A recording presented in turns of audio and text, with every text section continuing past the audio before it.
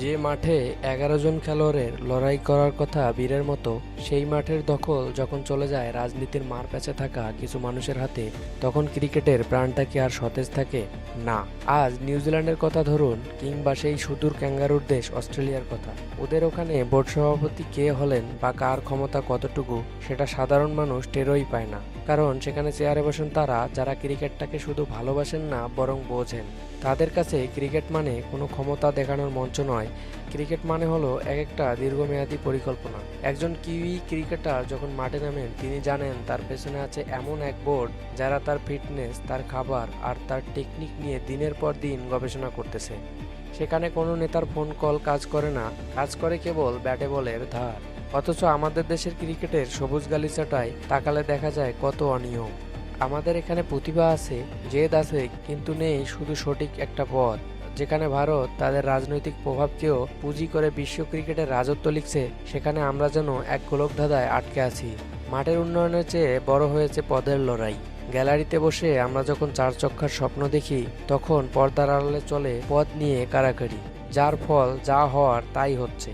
বিশ্বকাপের মঞ্চে আমাদের কপালে জুটে কেবল হতাশা আর মাঠের পারফরমেন্স তো তলানিতে।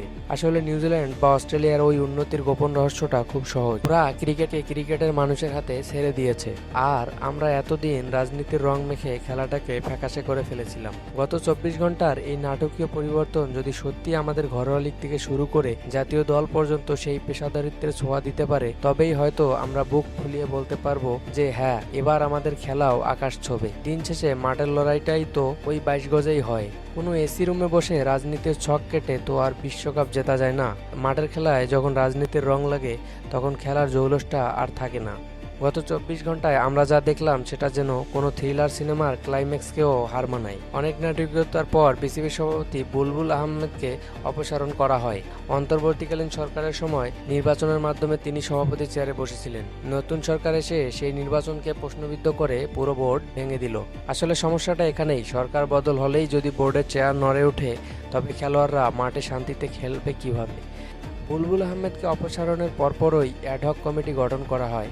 তামিম ইকবালের নেতৃত্বে এই যে নতুন অ্যাডহক কমিটি হলো, সেখানে মিনহাজুল আবেদিন নান্নু আর আতহার আলী খানের মতো মাঠের মানুষদের রাখা হয়েছে। কিন্তু প্রশ্নটা হলো এই যে বারবার সভাপতি বদল আর পাল্টাপাল্টি নির্বাচন, এতে কি ক্রিকেটের আদৌ কোনো উন্নতি হবে? নিউজিল্যান্ড বা অস্ট্রেলিয়ার দিকে তাকালেই যে বিষয়টা একদম পরিষ্কার হয়, ওদের দেশে সরকার বদলায়, প্রধানমন্ত্রী বদলায়, কিন্তু ক্রিকেট বোর্ড চলে তার আপন গতিতে। সেখানে কোনো নেতার কথায় দল সাজানো হয় না বা সুপারিশের কেউ সুযোগ পায় না। আমাদের দেশের ক্রিকেট আজ যেখানে গিয়ে ঠেকেছে, তার মূল কারণ হলো রাজনীতি। মাঠের ক্রিকেটের চেয়ে যখন চেয়ারের ক্ষমতা বড় হয়ে যায়, তখন প্লেয়ারদের সুযোগ সুবিধা আর মাঠের উন্নয়নের ফাইলগুলো ধুলো জমা পড়ে থাকে। একজন তরুণ ক্রিকেটার যখন দেখে তার স্কিল নয়, বরং লোবিংটাই বেশি কাজে লাগছে, তখন তার খেলার স্পৃহাটাই মরে যায়।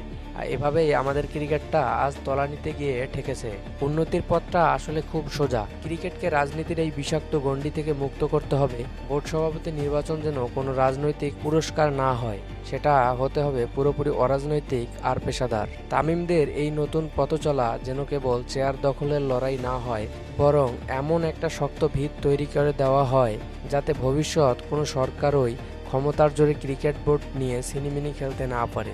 ব্যক্তি আসবে, ব্যক্তি যাবে, কিন্তু ক্রিকেটের যেন রাজনীতির ঊর্ধ্বে থেকে লাল সবুজের মান বজায় রাখতে পারে। এখন এটাই সবার চাওয়া, মাঠের লড়াইটা ২২ গজেই সীমাবদ্ধ থাক, রাজনীতির ময়দানে নয়।